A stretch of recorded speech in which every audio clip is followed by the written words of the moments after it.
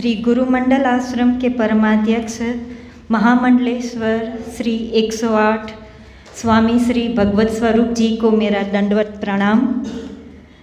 श्री श्रीनिवास आश्रम के व्याकरण वेदांताचार्य महामंडलेश्वर श्री शिवानंद स्वामी जी महाराज को भी मेरा प्रणाम, दंडवत प्रणाम।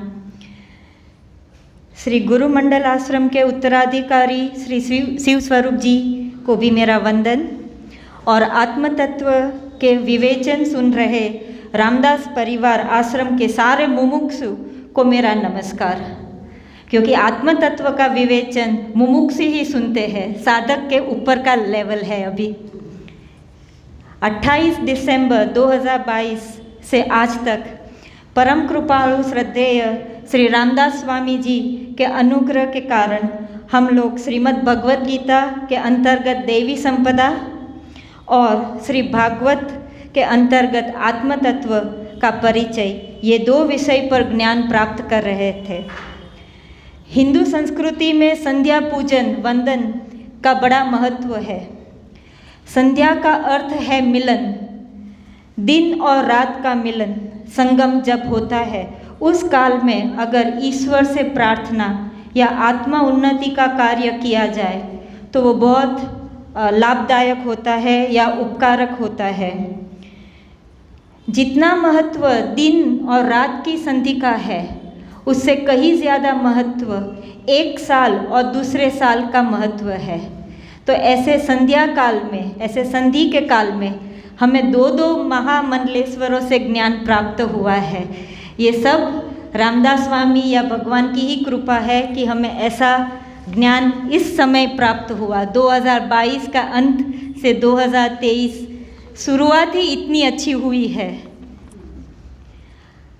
हरिद्वार में गंगा स्नान करने सब लोग जाते हैं। जीवन में एक बार सबको गंगा स्नान करना होता है कि एक बार हो जाए एटलीस्ट, गंगा या काशी कहीं पे भी। और उसमें भी कल का दिन जो था पूनम का, उसमें विशेष महत्व था गंगा स्नान का। हम लोग को जाना नहीं पड़ा है, लेकिन ज्ञान की गंगा का अवतरण यहाँ रामदास आश्रम में ही हुआ है। दो मंडलेश्वर हरिद्वार से भावनगर आए हैं, पूरी गंगा यहाँ पे आई है और गंगा के साथ भगवत गीता और श्रीमद् भागवत, मतलब ये तो वैष्णवी गंगा हो गई। विष्णु के पाद में से निकल के डायरेक्टली हमारे रामदास आश्रम में हमको पावन करने आई है, हमारे पाप को धोल के। क्योंकि चित्त शुद्धि के बिना आत्म तत्व जो स्वामी जी ने अभी बोला आज स्टार्टिंग में, वो नहीं हो सकता है। परम दर्शनाचार्य बड़े स्वामी जी ने काफ़ी आसान शब्दों में परम श्रेयस और परम गोपनीय ऐसे आत्म तत्व का ज्ञान हमें दिया है। श्रीमद् भागवत के एकादश स्कंद कह सकते हैं कि सारे वेद उपनिषद का निचोड़ है। एक ही चैप्टर में पूरा ज्ञान आ गया और वो भी स्वामी जी ने काफ़ी आसान कर दिया कि सिर्फ आप हनुमान चालीसा का पहला दोहा कर लो तो उसमें भी वही ज्ञान आ जाता है। 9 योगेश्वरों की कथा के माध्यम से पूरा वेद उपनिषद हमें समझाया है स्वामी जी ने। स्वयं भगवान ने भगवत गीता में आत्म तत्व के दृष्टा और वक्ता की दुर्लभता का प्रतिपादन किया है। आश्चर्यवत् पश्यति कश्चिदेनम आश्चर्यवत् वदति तथैव चान्यः। कोई महापुरुष ही इस आत्म तत्व का वर्णन कर सकता है। बड़े स्वामी जी ने ऐसे दुर्लभ आत्म तत्व के ज्ञान से हमें अलंकृत किया है।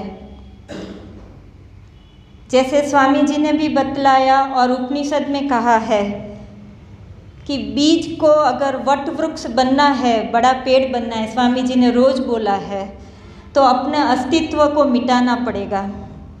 वैसे ही ज्ञान प्राप्त करना है हमें, तो हमें भी अपना अहंकार मिटाना पड़ेगा और कोई श्रोत्रिय ब्रह्मनिष्ठ गुरु के पास जाना पड़ेगा। पूरे समर्पण भाव से जाना पड़ेगा और अपने आप को समर्पित, अपना अस्तित्व मिटा के ज्ञान प्राप्त करना पड़ेगा। हमारा सौभाग्य है और गुरु की कृपा है, सारे अपने अपने गुरुओं की कृपा है कि ऐसे स्वामी जी, ब्रह्मनिष्ठ और श्रोत्रिय स्वामी जी हमारे यहाँ आए और हमें यह आभार और हमें ये ज्ञान प्रदान किया है।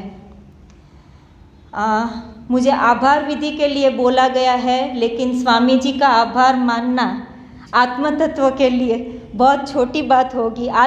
आभार से कोई बड़ा शब्द नहीं है। आभार बोलो या धन्यवाद बोलो स्वामी जी के लिए बहुत ही छोटा शब्द है।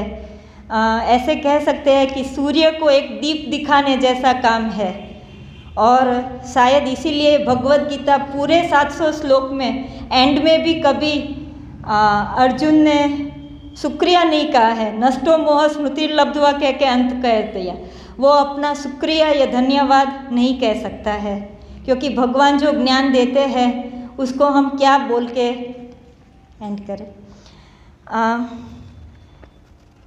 ब्रह्मनिष्ठ गुरु के पास जाते हैं तो समिधा लेके जाते हैं। समिधा यानी सूखी हुई लकड़ी। सूखी हुई लकड़ी अर्थात अपना अहंकार मिटा के आर्जव बन के जाते हैं। शिवानंद स्वामी जी ने सुबह भगवत गीता के 16वें अध्याय में दैवी संपदा को समझाया है। कैसे आर्जव सारे गुण, पहले ही श्लोक में 9 गुण आ गए हैं, जैसे नवधा भक्ति जैसे है, वो गुण स्वामी जी ने समझाया है। दैवी संपदा से कैसे उसका महिमा, उनकी महात्म्य और वर्तमान संदर्भ में उसकी क्या और कितनी आवश्यकता है, वो भी स्वामी जी ने शास्त्रीय और व्यवहारिक स्वरूप से प्रदर्शित किया है। पौराणिक कथानक, आदर्श भक्त चरित्र और रोचक कथाओं के माध्यम से स्वामी जी ने ये समझाया है, क्योंकि दैवी गुण के बिना मन निर्मल नहीं हो सकता है और आत्म तत्व को आत्मसात करने के लिए पहले ज़रूरी है दैवी गुण।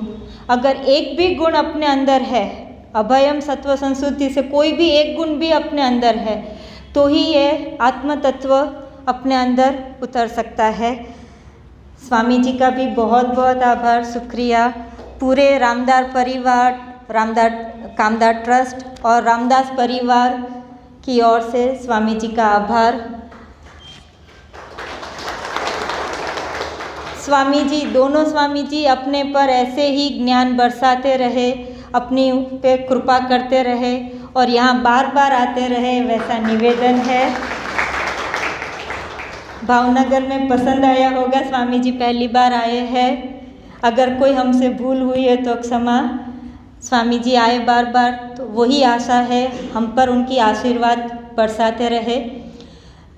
श्री शिव स्वरूप जी स्वामी जी का भी आभार। इन्होंने इतना अच्छा रिकॉर्डिंग किया है, यूट्यूब के माध्यम से हम लोग घर पे भी बैठ के देख सकते हैं, क्योंकि ठंडी की वजह से सब लोग आ नहीं सकते थे रोज़, तो वो लोग घर पे बैठ के सुन सकते हैं। या एक बार सुन के समझ में नहीं आता है, क्योंकि अति दुर्लभ ज्ञान है, तो बार बार भी सुन सकते हैं। तो स्वामी जी आपका भी खूब आभार। और विनोद भाई का भी आभार कि उन्होंने इतनी अच्छी व्यवस्था की है यहाँ पे। थैंक यू विनोद भाई। और आप सब साधकों का भी आभार कि आप लोग इतना अच्छा ज्ञान प्राप्त करिए। अगला ज्ञान यज्ञ 16वां तारीख से अभी शुरू होगा, 16 से 30 तारीख। शाम का विषय होगा भगवत गीता 16वां अध्याय। जैसे अभी बोला है वही काम का है, क्योंकि दैवी संपदा जब तक नहीं आएगी कुछ भी आगे करने का असंभव है। तो वही टॉपिक को हम लोग वापस कंटिन्यू करेंगे अभयम सत्व संशुद्धि से। और सुबह का विषय होगा कठोपनिषद, जो पहले से चालू है।